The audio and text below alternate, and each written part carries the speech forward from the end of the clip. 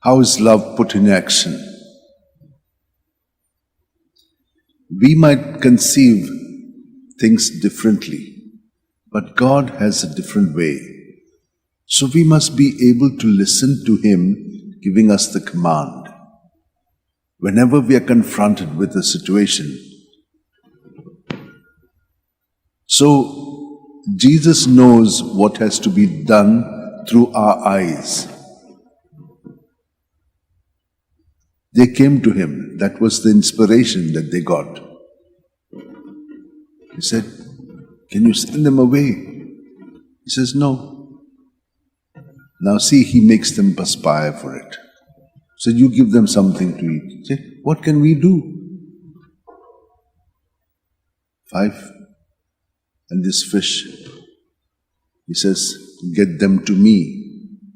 And they go and they bring it and say this. So this is the whole perspiration and the implementation. When they give it to Him, how does He go about? He looks up to heaven, relying on His Father. Takes the bread, breaks it, divides it and says, go and distribute. He gives it to them. He doesn't do it Himself. They are now implementing what He has given them the command to do. And what happens? There's so much of gratification. Oh, imagine everyone has eaten, 5,000 men, but so many women. Women, as you know, outnumber the men anytime. So there were many women and many children who ate. And all were satisfied. What is the reorientation that we should draw from this now? Anyone who is of God will love. How? In Jesus, who is within us. That is what is being told to us in the first reading. It is He who loves through us. What happens to us? We try to love.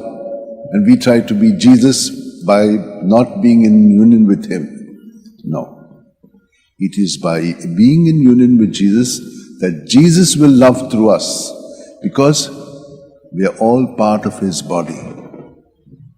And when we serve one another, we are allowing Him to take care of each other through us.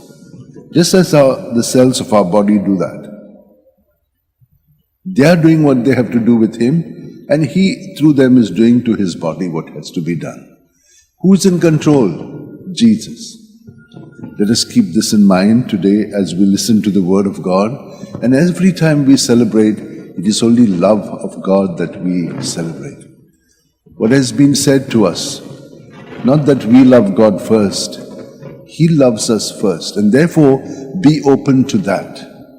If we are open to this, that means we are not self-centered, we are God-centered, because He is always loving us. And let us keep this in mind, that we get this grace to live it out through the other part where He has died to make this happen. And we shall receive Him in our hearts, so that not we, but He will work, live, love and work through us. Join your hands for a while. Keep your eyes closed. There are many things that we have heard. By ourselves we will not be able to implement it, though it sounds simple. It takes a lifetime to do all of this. And only in Him who is the Master and King of life, in Him we can implement it.